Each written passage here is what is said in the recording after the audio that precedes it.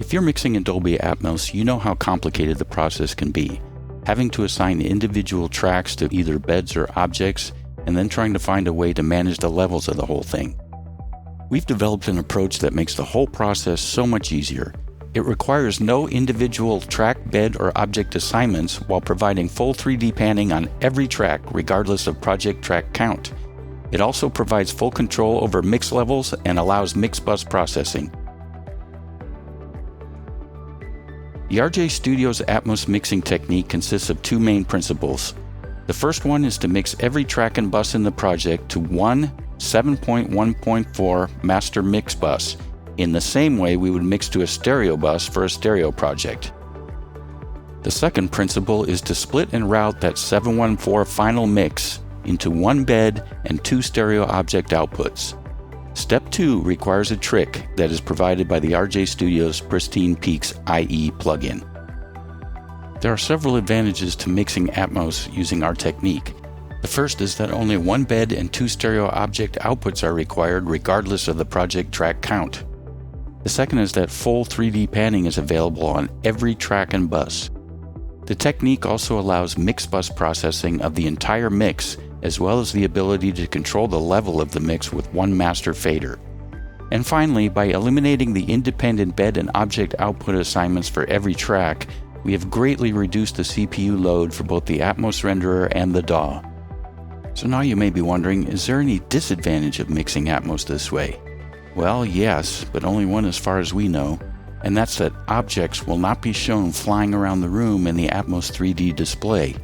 You will see instead 4 objects in the top upper corners of the Atmos room. If you must be able to see where a sound appears in the room, you can always assign that particular sound to its own object. Okay, so how does this RJ Studio's Atmos mixing technique work? The magic is in the output routing using our Pristine Peaks IE plugin. We start by mixing every track and bus we want to hear in our final mix to one 7.1.4 master mix bus. We then route the output of that master mix bus to 3 sub 714 mix buses, each one with a copy of the Pristine Peaks IE plugin inserted. We then use the channel isolate buttons on the Pristine Peaks IE plugin to select which channels we want to be output from that bus. We use one bus to isolate the 7.1 channels from the master mix, while we use the remaining 2 buses to isolate the top front and top rear channels of the mix. This process separates the 714 master mix into one bed and 2 stereo objects that can be sent to the Atmos renderer. To implement this routing scheme, we start by routing every track and bus we want to hear in our final mix to one 7.1.4 master mix bus. Step 2 requires a trick. The Atmos renderer bed inputs can only accept 7.1.2 format signals. Meanwhile, objects can only accept mono or stereo inputs.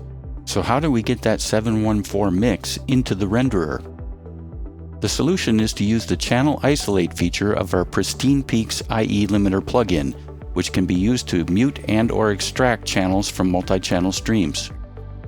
By inserting a copy of the Pristine Peaks IE plugin on all 3 buses, we can extract only the 7.1 surround signals on one bus, only the top front signals on the next bus, and only the top rear signals on the 3rd bus.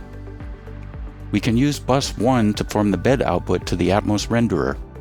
Pro Tools will show this connection as a downmix to 712, but that's okay because we only have 7.1 channel information in this bus.